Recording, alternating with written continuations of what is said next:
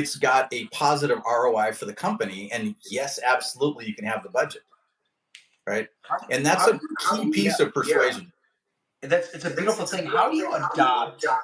Because I got how do you adopt language? It's almost that's what I'm getting. Particular language, right? Mhm. To the CEO, to the project manager, to the engineer.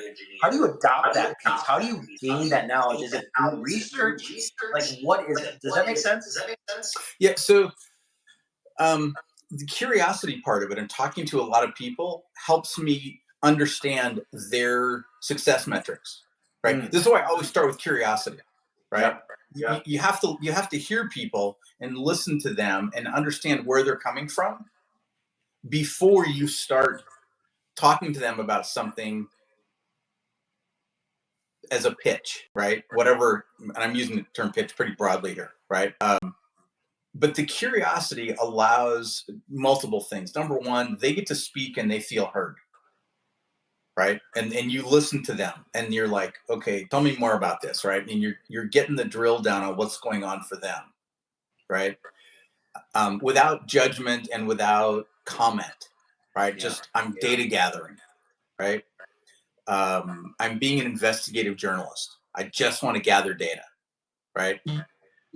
And that gets me to a place of understanding whenever I go back to them and I want to propose an idea, I want to run an idea by them.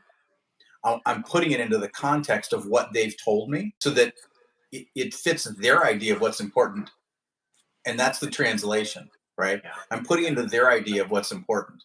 And I also do a lot of stakeholder validation before I get to the executive.